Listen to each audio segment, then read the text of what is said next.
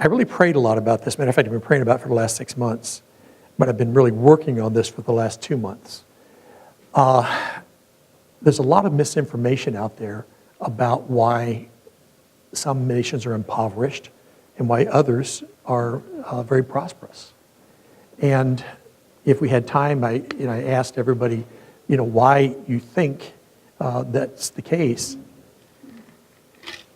I'm sure we'd hear a lot of very interesting things, but a lot of them are things that are taught in the public schools, which are totally false, or in the mainstream media. And this is, to me, this is what universities are supposed to do. Universities don't do this anymore. And I really appreciate Dr. Karen for having the courage and strength to continue the university after the death of Dr. Richard Drake. Because this is something unique.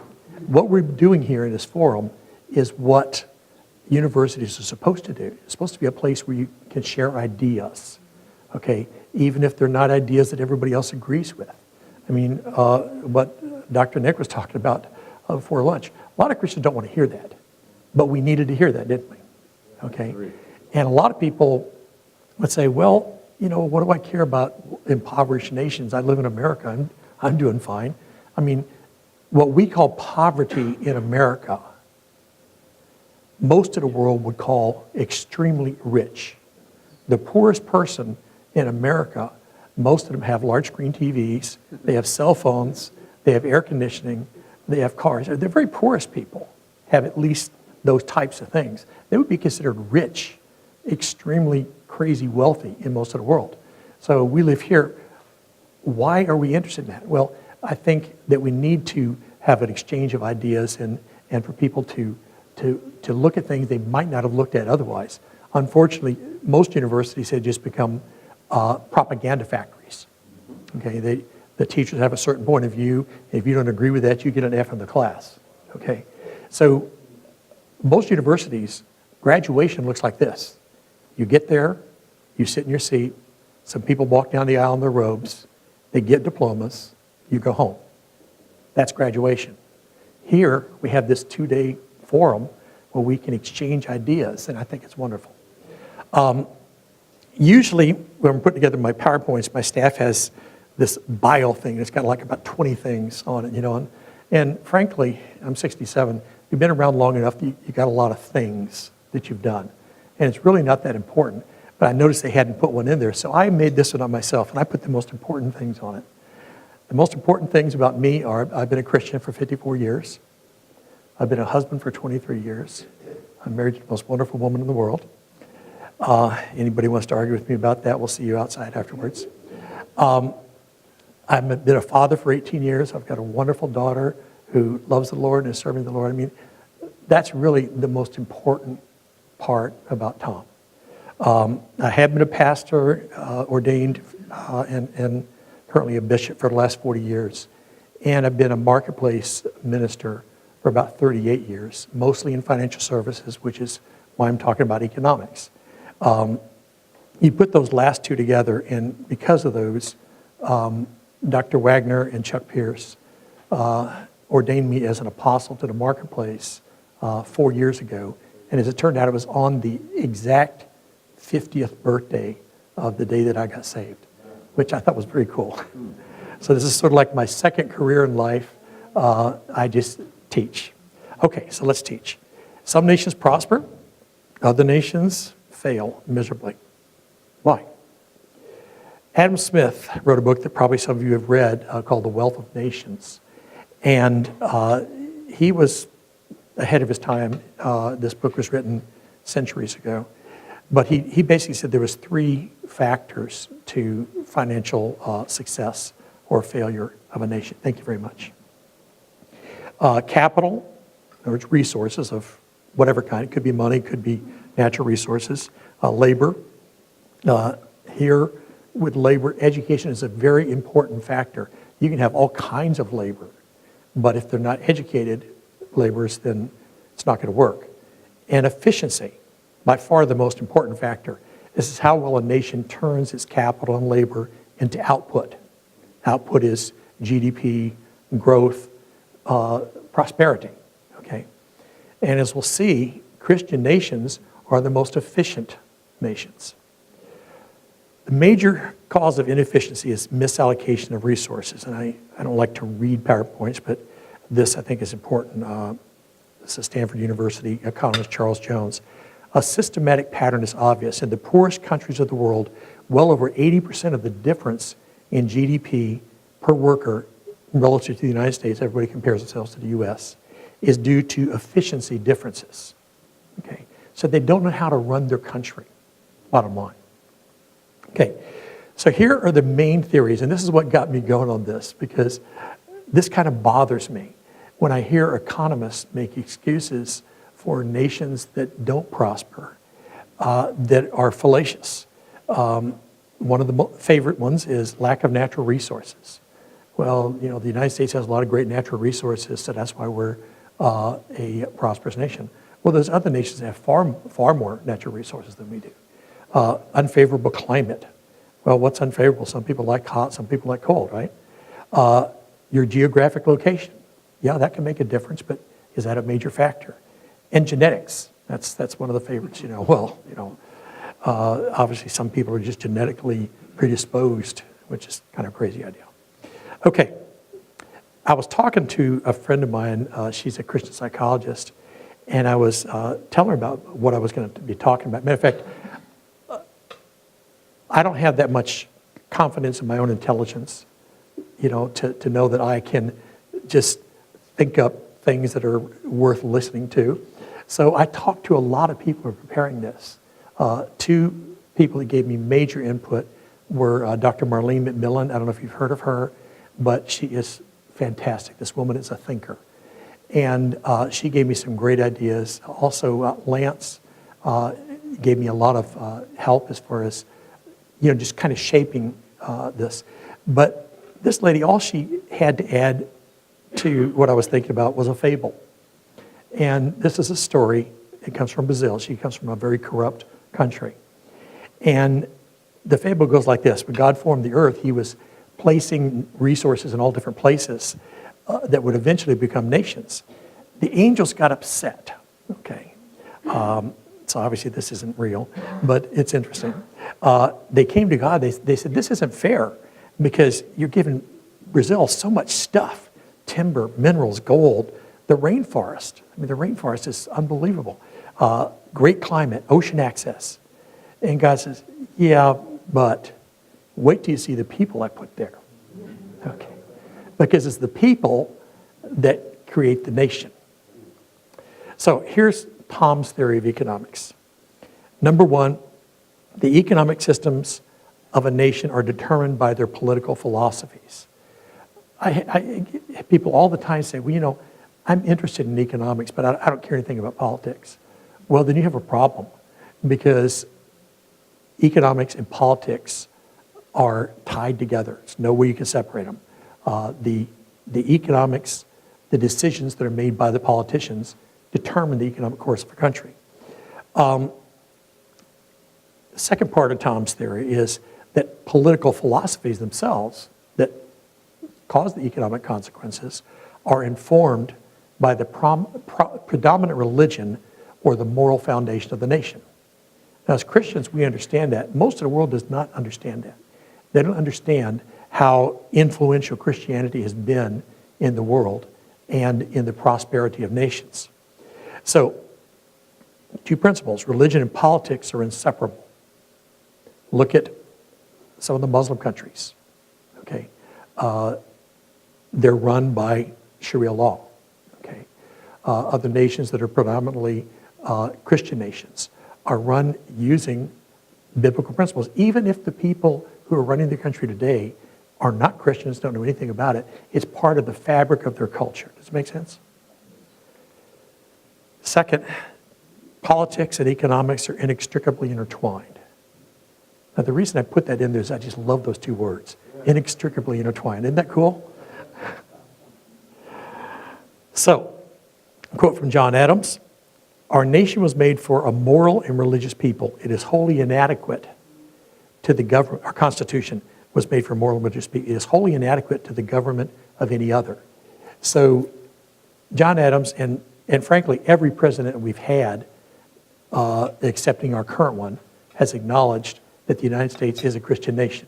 I agree with what Lance said. We're not acting like a Christian nation, but we were founded as a Christian nation, and one of the major reasons why we're so great today is because of Christianity. George Washington said, "Let us with caution indulge a supposition that morality can be maintained without religion. Reason and experience both forbid us to expect that national morality can prevail in exclusion of religious principle." Okay, so here's the reality. Religion equals politics equals economics. We together on that? It's a cause and effect thing. The cause part is our beliefs. The effect is prosperity or failure, depending on what your beliefs are. So, going back to Adam Smith for just a second, in his idea of efficient nations. Efficient nations have true religion, Christianity, at their base. In efficient nations, the people choose their government. It sounds so simple. We get to do that. But most of the world doesn't get to choose their government, unfortunately. Common law is enforced. Property rights are respected. No nation will ever be prosperous if the government can just take away property rights willy-nilly. And by the way, we're getting there in some cases with abuses of eminent domain. And finally, entrepreneurism or creativity, a very biblical principle, is encouraged. Okay, the government of the nation encourages people to be creative and grow and have ideas and create wonderful things, what the King James calls witty inventions. In contrast, inefficient nations have no religious base or, as you'll see, in many cases have an immoral base. They have a tyrannical government. Tyranny basically is when the government can do whatever it wants to and nobody can stop them. The whims of the rulers rather than dependable laws control. You can't have a flourishing economy if you don't know what the law is going to be tomorrow. Property belongs to the state. If you're allowed to have property, it's only because the state allows you to have it, but they can take it back. What the state giveth, the state can take away. And finally, what I call gray conformity is required. Gray because socialism I always think of the color gray when I think of socialism. Everything has to be the same. Nobody can have any thoughts that don't conform to that of the state. Okay, everybody's heard of twin studies, right? Where they study twins that are separated at birth. The purpose is to determine whether genetics or environment determine how we grow up as people. So they found out what you kind of expect. It's both. It's nature and nurture. Because twins that were separated at birth, some of them have exactly the same habits, even though they've never seen each other for 30 years. And they do certain things the same way, same little quirks and things. So part of it's genetics, but also a big part of it is how they're raised. When I was praying about what I want to teach here today, I felt like the Lord saying to me that I should do twin studies of nations, okay? Of nations that are mirrors of one another. So I'm going to give you 3 tales of 2 nations. And the purpose of this is to disprove the theory that climate and genetics and geography and natural resources determine whether or not a nation succeeds. Because although all those things play a part in the prosperity of a nation, those are not the major causative factors. So I could have chosen dozens of nation pairs, but I chose 3 that I thought were pretty dramatic. I even toyed around with using the United States as one of the pairs. The United States pre-socialism, before 1933, and since we became basically a semi-socialist nation. But I decided to stick with 3 places that it was real easy to see the differences.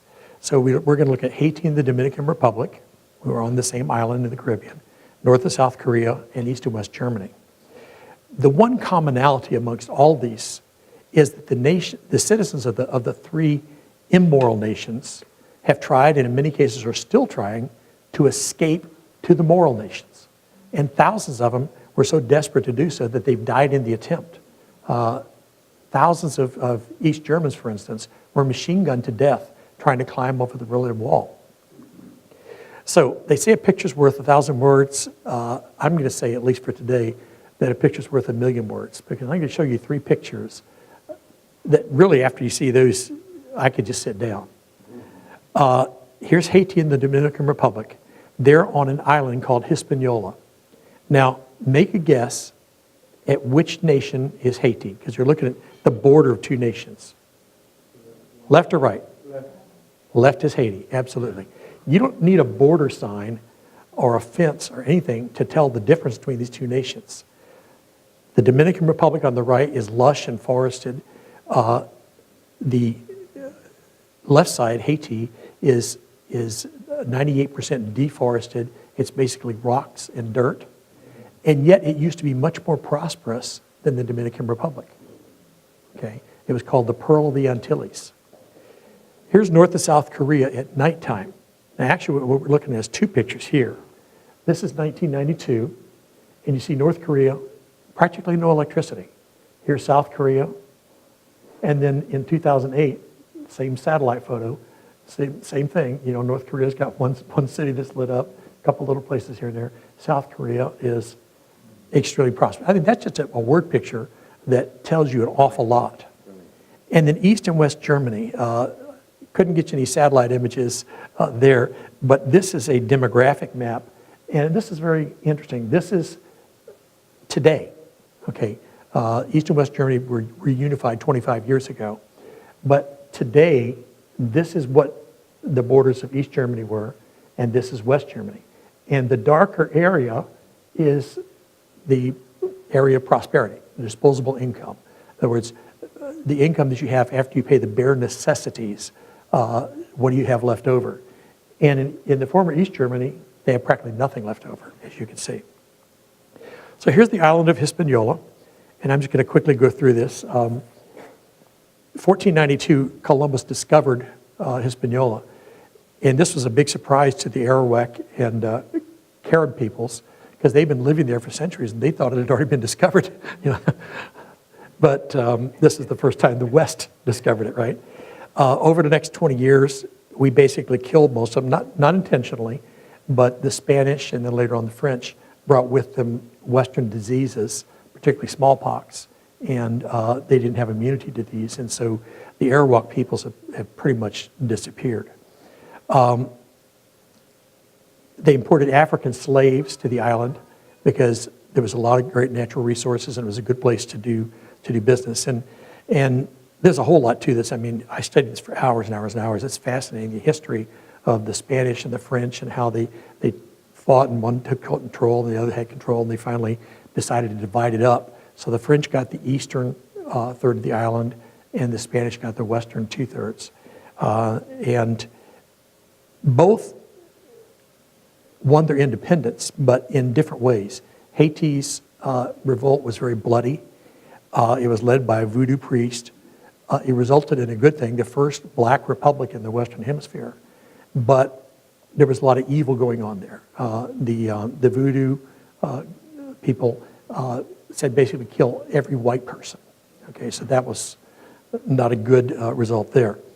The Dominican Republic, their independence came more peacefully. Basically, Spain just lost interest. They discovered the United States. Whoa, cool, that's a better nation. We'll go. So they sort of lost interest and didn't pay much attention to Dominican Republic. So they were allowed to pretty much proceed as they wanted to.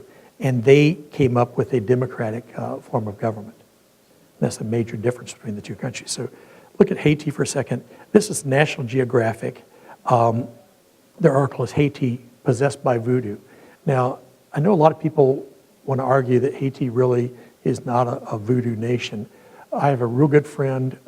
He's actually the Bishop of Haiti for my fellowship. I'm a bishop in Florida for the Global Christian Ministry Forum, and he's the Bishop of Haiti. And he's lived there all his life. He knows the history. Haiti was formed by voodoo priests leading the thing, and they basically dedicated the nation to Satan. Now, they say that we didn't dedicate it to Satan, we dedicated it to our voodoo gods. But from a Christian point of view, the voodoo gods were demons, so basically, but they tell a different story. You understand? It's a different point of view. But basically, it was not dedicated to God, it was dedicated to evil gods. There's a real common saying in Haiti that 70% of Haitians are Catholic, 30% are Protestant, and 100% are voodoo. Okay? Because for years, under colonial rule, they weren't allowed to practice voodoo. So they would go to the Catholic Church, mainly, on Sundays, and then they go out in the woods and practice voodoo. Today, voodoo is still the predominant religion in Haiti. There are Christians there, great evangelical Christians, but it's hard flogging because we're talking centuries of their minds being molded in a certain way. And voodoo came out of the closet in April 2003. Remember a president called Jean-Bertrand Aristide? He was a Catholic priest, but at the same time he was a Catholic priest, he was a practicing voodoo priest secretly. And so after he became president, he issued an executive order sanctioning voodoo as an officially recognized religion. So here's just a little quick word picture of voodoo. There's a voodoo altar. This is a voodoo festival. This is today. This is happening today. This is a guy cut off a head of a kid, a young goat, and he's drinking the blood from the head. Sorry. I didn't show the blood at least. She's going, ah! But here's the most important point. This is a ceremony. They do a ceremony every year on the anniversary of their revolution. And the government is there side by side. These are government officials. They're side by side with the voodoo priests. The government supports voodoo. Okay, so here's the results. This is how Haitians live. Okay, and let me make clear that the statistics and so on I'm going to give you actually all come pre-earthquake, pre-1910, because the nation's gotten much worse, obviously, since the earthquake. So I wanted to be fair and show you what has been a result of 200 years of voodoo rule, okay? Not the additional devastation of the earthquake. But this is the way people in Haiti live. This is their housing. Haiti is ranked the 5th most corrupt out of 195 nations in the world. It's a hub for illegal drug trafficking. 10% of the children die before they reach the age of 5. It has the highest percentage of orphans of any nation. And again, this is before the earthquake, because they have a huge, huge AIDS problem there. A lot of people believe that actually Haiti was the source of AIDS entering the Western Hemisphere. Okay, 430,000 children in a country of about 11 million people are orphans. That's 5%.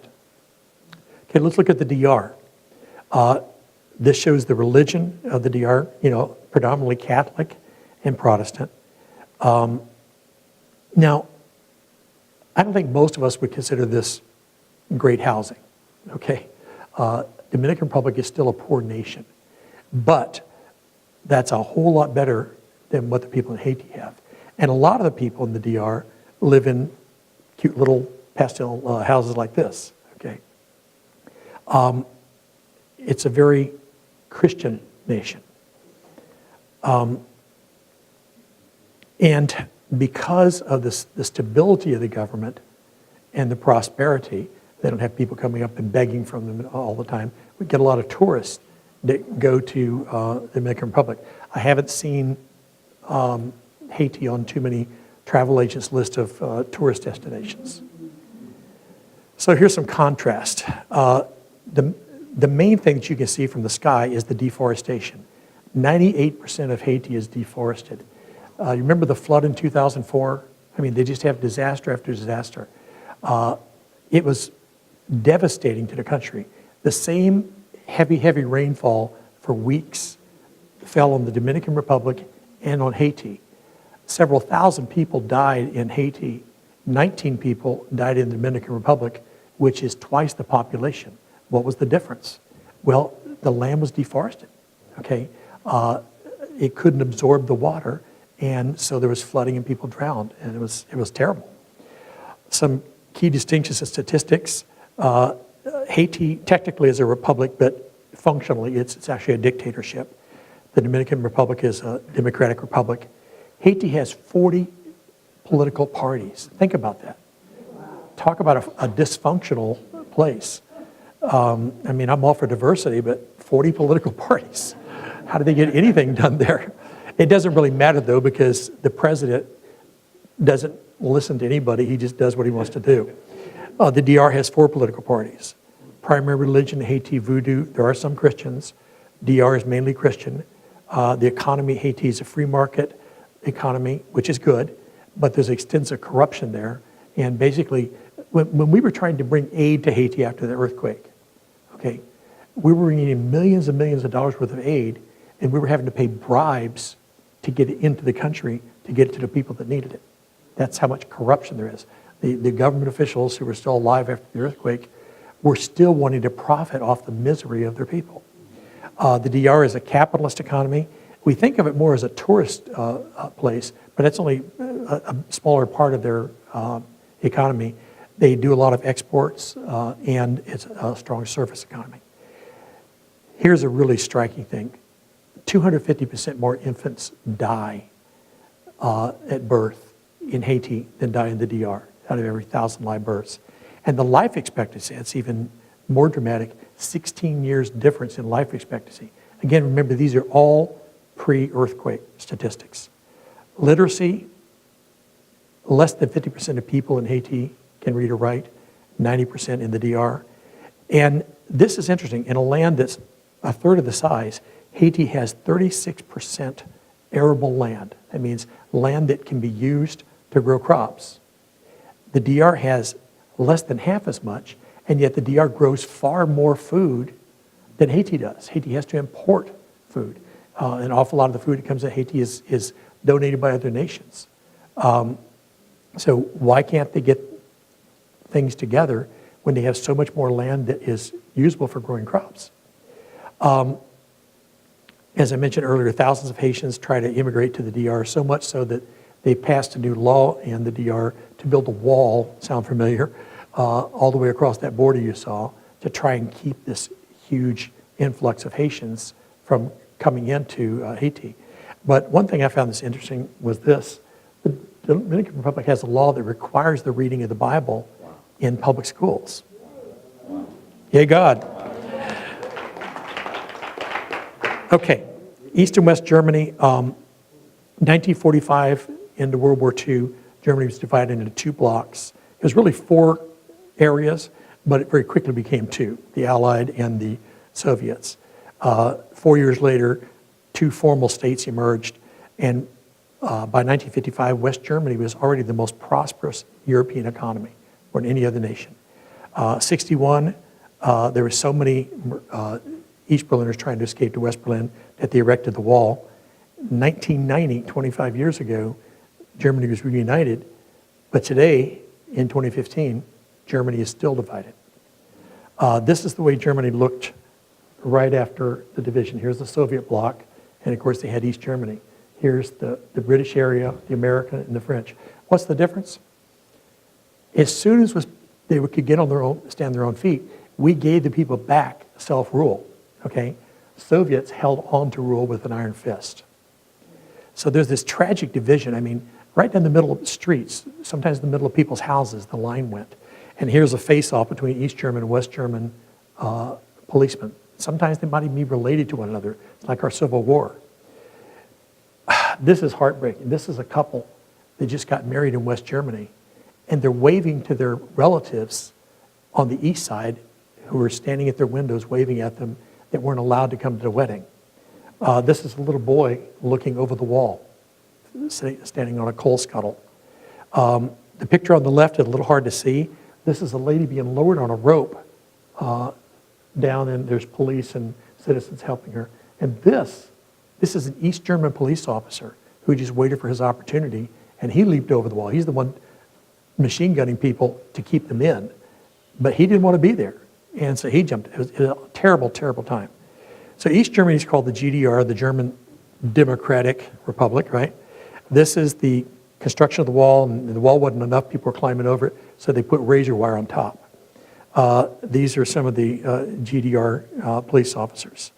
This is Checkpoint Charlie. There was 3 major checkpoints into West Berlin, which was also divided into 4 sectors. And little interesting side note, our family was living in Germany at the time. My father was a colonel in the Air Force.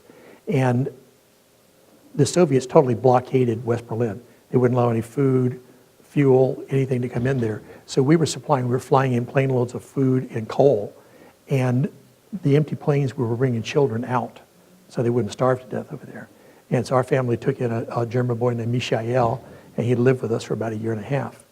But Checkpoint Charlie, of the 3 checkpoints, they had A, B, C, Charlie, was the most important one. This is a standoff. You see tanks on both sides in one of the flashpoints when there's a lot of tension. My hero, Ronald Reagan, said, "Mr. Gorbachev, tear down this wall." And it finally happened. I could talk for hours about the breakup of the Soviet Union and how the Berlin Wall came down. But here's some striking pictures. This is East Berliners. These are not the West Berliners tearing down the wall. These are the East Berliners, the prisoners in their own country. The West German Republic is called the FRG, the Federal Republic of Germany. And you can see, I mean, this is during the division period. They were still making Volkswagens. This is a picture from 1950, prosperous city. This could be a family in the United States in 1950 or 55. People going on picnics. On the other side, the people were basically slaves and they were starving. This is a picture of West Germany today. So some important contrast. Just look at the income. The average income in the West is the top blue line. The lower blue line is the average in the East. Here's the percentage of people that had to put their children on child care that are under 2 years old. Almost everybody in East Germany has to do it because they have to work 2 jobs. Unemployment rate. In this picture, blue is bad. The unemployment rate is tremendously high in East Germany. The success of the right-wing extremist party, NPD, translate Nazi party. Okay, they call it a different name, but basically the Nazi party is still alive and well. And look how successful they are in the elections in the former East German area. The percentage of young people. The young people are all migrating to West Germany because there's no wall anymore. Poverty risk. In the East, you have a risk of being under the poverty line of 20%. It's around 12% in West Germany. These are all prior to reunification. The East, of course, was a communist dictatorship. The West was a republic. Religion-wise, the religion was atheism. Only government licensed religions were allowed. The West, predominantly Christian. The East, centralized economy. West is capitalist. Average income, $1,200 in East Germany, almost 20,000, like 16, 17 times as much. 1 political party in East Germany, 4 in West Germany. And here's an interesting one. This is since reunification. Has reunification been successful? 75% of East Germans say yes. 50% of West Germans agree. Because basically, East Germany is drawing capital off from the West. I won't go into this, but basically what's happening is that the young people are fleeing to the West, so the East population is aging, so there's fewer and fewer people paying into social welfare systems, and there's more people needing them, and it's the opposite in the West. Okay, the Koreas. I'm not going to go through all this, except the second item there, which is very important. In the 1900s, large numbers of Protestant missionaries started coming to the Koreas. Okay, in 1945, 1910, Japan had annexed Korea. They just basically came in and said, okay, you belong to us now. But they lost the war and surrendered. And so the Allies in Russia decided to divide Korea. It wasn't Korea's decision. They just sliced it down the middle of the 38th parallel, and that's the way it was going to be. In 1990s, we saw the what they call the South Korean economic miracle. I mean, extremely prosperous. But today, the people of North Korea still are facing hardship and starvation and brutal political oppression. Here's North Korea. You can see that the majority of the people are not religious. Here's what they worship, okay? Here's Kim Il-sung, the father of Kim Jong-il, who's a current president. He's called the eternal leader, okay? These are preschool children who are taught to worship their leader. Here's another kindergarten.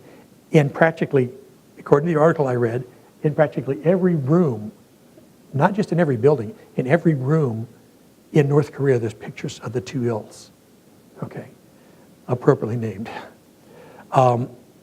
The North Koreans are taught constantly that the South is going to come and invade, so everybody is constantly preparing for an invasion when basically the South is really in danger. This is not a picture of a happy people. This is people walking to work carrying shovels. Those are not men, guys. Those are women who are going to dig ditches. South Korea, again, there is a large Buddhist population there. That was a historical religion of the Koreas. But majority, 55, 60%, Protestant and Catholic. This is a church in South Korea. Who would have imagined that? I use this picture because this is a family sitting down to a meal that would feed a North Korean family for a week. This is just some street shots. Again, it looks like, pretty much any city in the West, except for this. This is a demonstration. What he's carrying there is a rocket. They're protesting against the fact that the North Koreans have nuclear-tipped warheads and that the South is under constant threat of attack, constantly. It's almost like living in Israel. So some contrast, you can see, the bottom lines, North Korea, their GDP, South Korea is the bigger blue line.